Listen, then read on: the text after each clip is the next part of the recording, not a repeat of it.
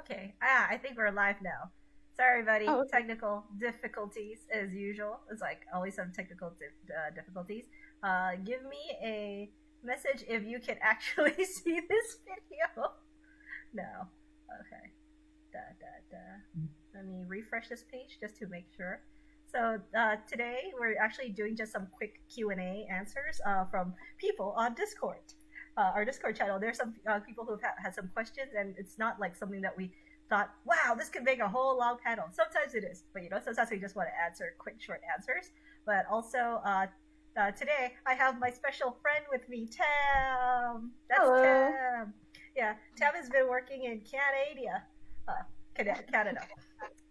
Yeah. So we had two quick questions to ask, and one of the questions that we feel that Tam could definitely help us with answering for sure is from Julianne on our Discord page. And Julianne says that, oh, has anyone here applied or gotten a job in a different country? And if so, how was it? With getting moving, working permit, because she's thinking about applying for a job in a different country once she graduates. And for me, I'm from Thailand, so I came to the U.S. to apply for a job, and there's a whole lot of red tapes getting to America. But my experience is definitely not always the same because like each country is different. So Tam, I know that you were here in Atlanta too, and then now you're in where are you again? I'm in Montreal. Yeah, Canada's in Montreal. Connor and Josephine says hi, Tam. Hi, I miss you. Oh, she missed everybody. So so tell us about how you got to Canada. Okay. So I've been wanting to move to Canada for a pretty long time. As some background, I'm a 2D animator, and I'm primarily like a puppet animator in Toon Boom Harmony and Flash, and I've been doing that for a while on my own before I went to school to learn it officially. But before I came to SCAD, which is where I graduated from, I used to go to Vancouver for SIGGRAPH. And that's where I first got to see Canada and like get to know some of the companies there. And because I really care about kids animation, and because there's so much of it there, I decided, I was like, okay, one day I'm going to move to Canada. So the first step that I took was basically contacting a bunch of studios there. I looked at the work that they did. I contacted studios that made the kind of work that I wanted to make. Can you still see me? Yes, I'm sorry. I was just going to do a recording real quick. Oh, yeah, no, yes, I just sent you the recording request.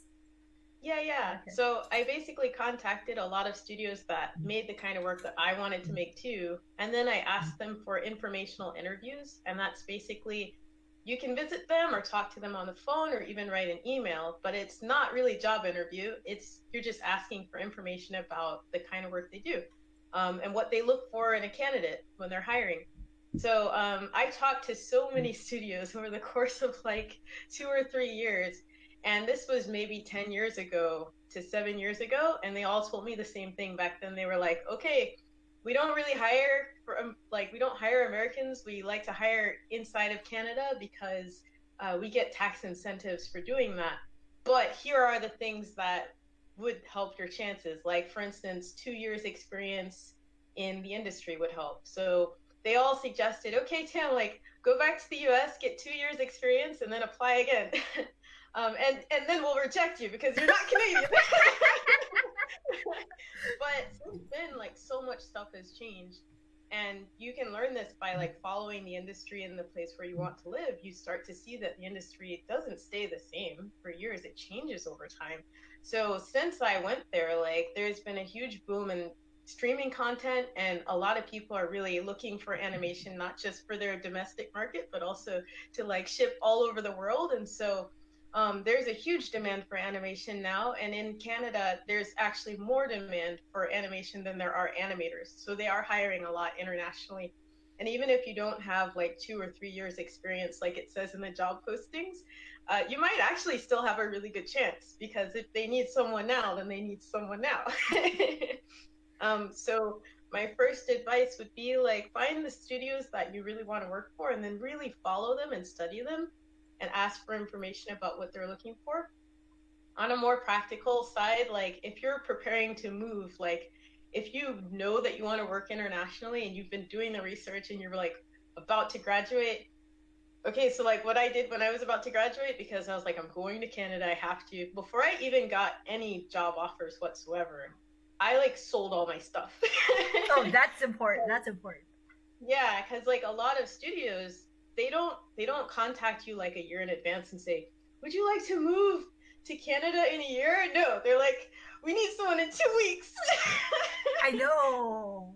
Yeah, and so if you have a lot of stuff, like it can be hard to do that, or if you're tied to a really long lease. And I know, sometimes you can't help it. Like my name is still on a lease in Atlanta right now. I don't recommend that. Um, but yeah, so like there are things you can do even before you have a job offer that can prepare you to be flexible enough to move if you get an offer like that. Um, Another thing I would suggest is definitely like make a big spreadsheet of all the studios that you're contacting, and like keep track of the last time you contacted them, and like and then whenever there's a new job posting, like update that sheet. And a lot of times I hear from people that they like applied at a place and then they got rejected, and then they're like, well, I'm not a good fit, and then they don't apply again. But honestly, like that's not always the case. Like sometimes maybe that studio likes your work, but your work doesn't fit what their project needs right now. And then 2 months later, they have a project where you would be a great fit. So it's a good idea to just keep applying to these companies on a like in a cyclical way. And when there are times when no one's hiring, you're just working on your reel. And if you know what kind of companies you want to apply to, then you kind of know how to tailor your reel for them. Yeah. Was it hard for you to get a visa there? Like long Actually, process? Actually, it was like super easy. And I don't know if that's the same coming from every country. I know Yeah. that a lot of times people do come from the US to Canada and vice versa. So it's like a pretty easy process. Hmm. But for me, the company that I applied for, they applied for my visa on my behalf. Hmm. And then they got back to me and said, hey, we need like all this information from you, and Hmm. we'll send it to the government on your behalf so you can get a work permit. Hmm. What I needed in order to get a work visa was I needed a job offer. So, but I don't know if everyone needs that. That's what I needed. Let's see. And I think I needed a passport. And they also asked for like a school diploma. And I don't know if everyone needs that, but it helps them prove that you're like Yeah. qualified. I would say if So, it's international, usually you do already need a passport because you got to travel. So I guess that's the first yeah, preparation to is get a passport. Uh, that's true. and then Yeah. like for the U.S., like when I came here, I came first from a school visa and then Mm. transferred into a working visa. It's a hellish process. Oh, God. So it's definitely like when it comes to the visa issue, it's a country based system. So Mm. you definitely want to look, but like to your point, I think the biggest thing is job offer. If you have a job offer, most of the time the company will already know the process and be able to help you with that. That's true. Um, Also, when I was applying for jobs, I don't know. I don't know if I like straightforwardly recommend this, but like when I was looking for jobs and like I would send a cover letter, I wouldn't mention that I that I don't have like a work visa in Canada. I would send them my reel. If there was a test, I would take the test, and then after that, if they're interested, oh yeah, so what's your availability? I'll say, okay, I need to let you know I don't have a work visa in Canada yet, so. But I think what my experience is, if you say that up front, a lot of times people will shut down. I But if agree. they do your work first, then maybe they're like, okay, well, this person's, could actually help us. Maybe we'll sponsor a visa or something. Yeah, it's like you give them this thing where it's like one foot in the door already before you just like decide to say, hey, by the way, I am blah blah blah. It like because like in my experience, same thing too. I was like, that's the second question that we'll come to in a bit is like what to put in your cover letter or not to.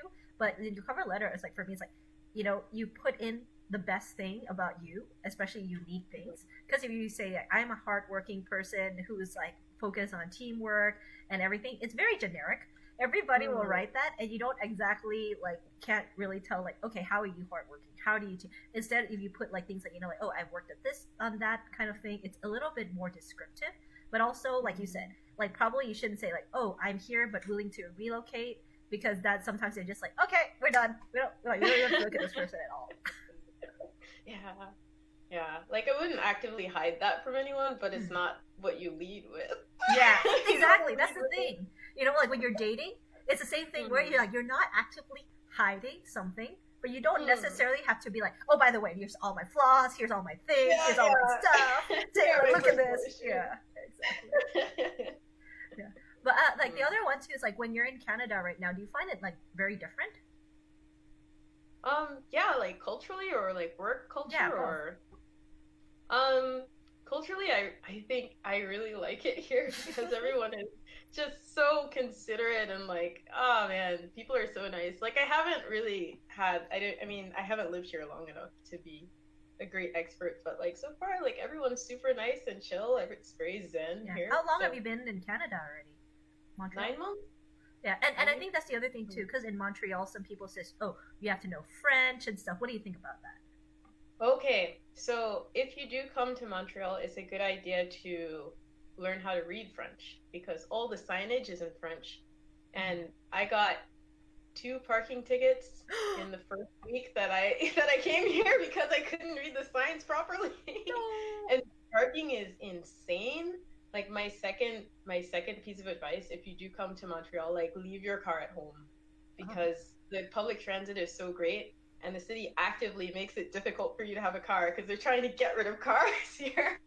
So yes, be prepared to pay a lot of money for storage like I'm doing or like pay lots of money in parking tickets. It's really rough.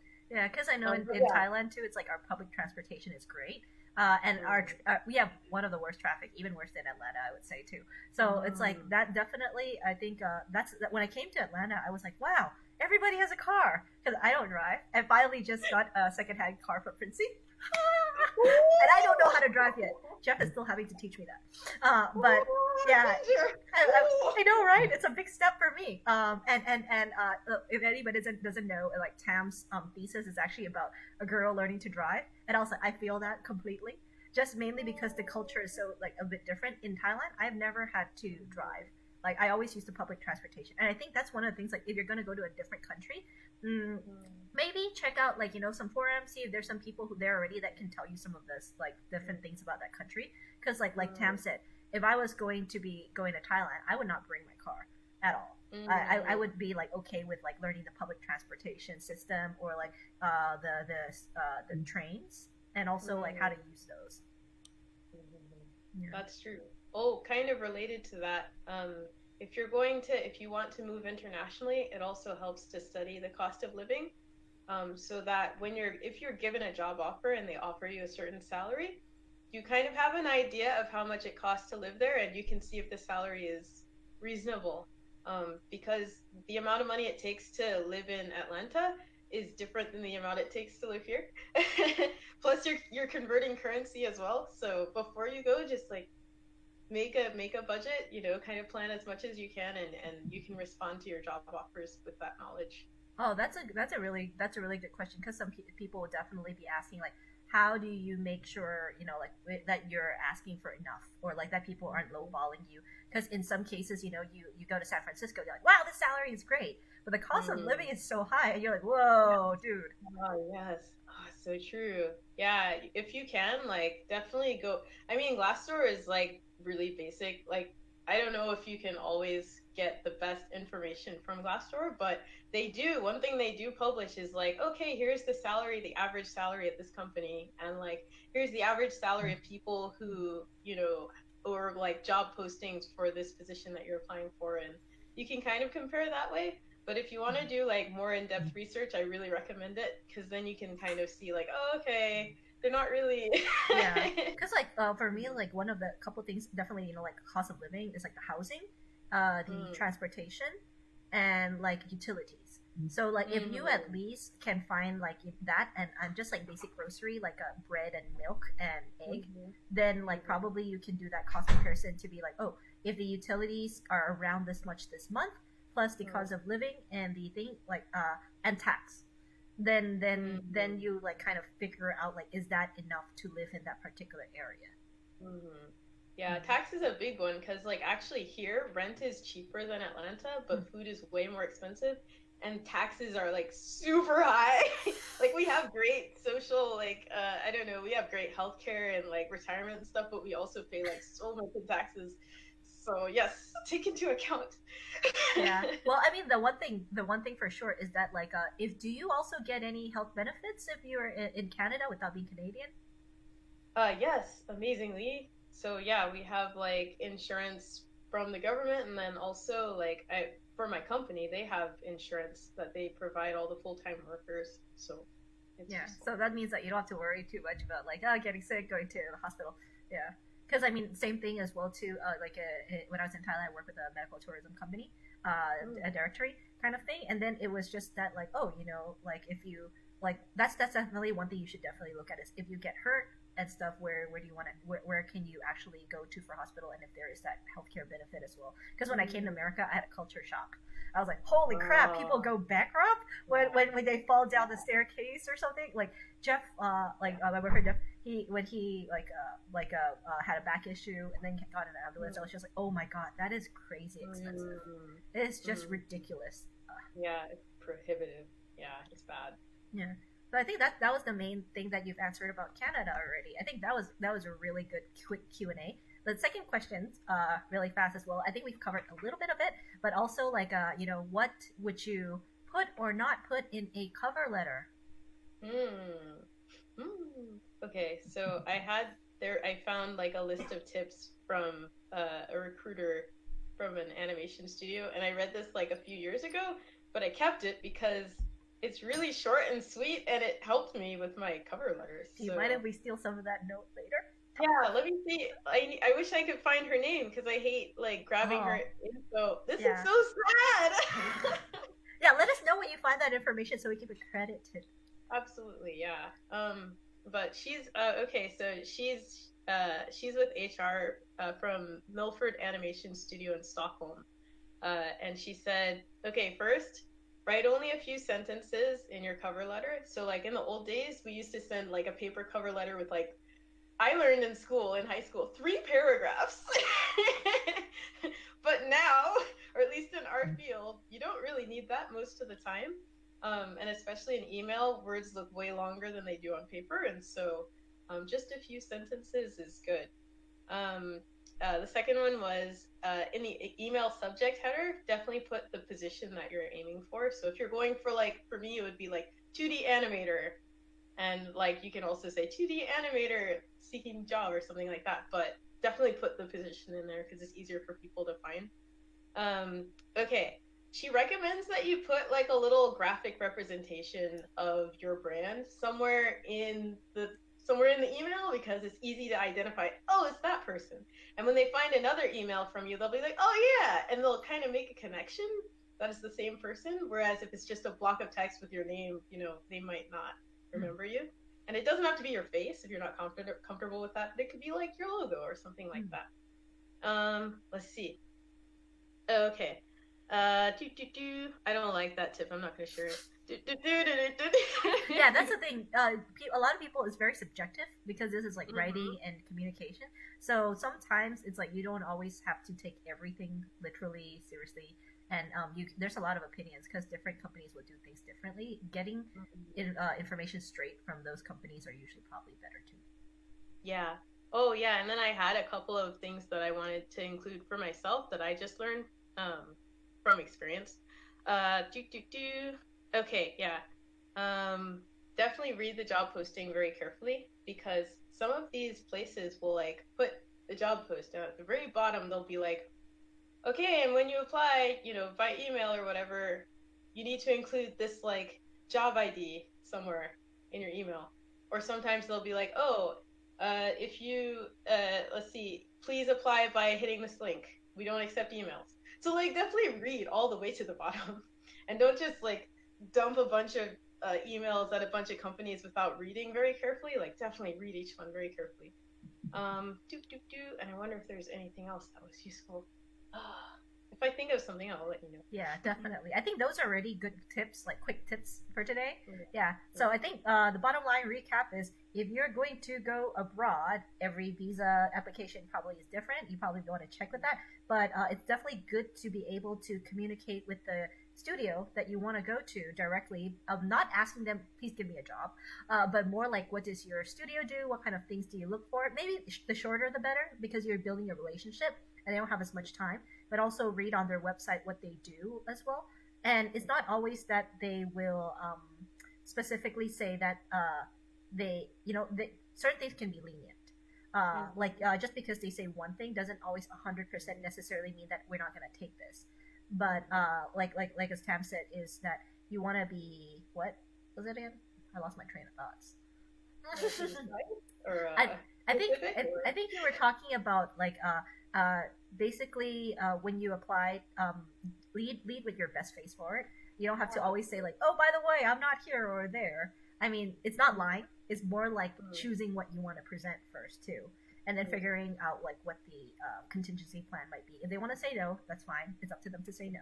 Yeah, and also cost comparison and checking out different things like the culture. So in case of parking, cost of living and stuff.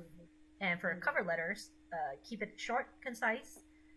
Read all the directions, and add in maybe some kind of branding thing so people can remember who you are.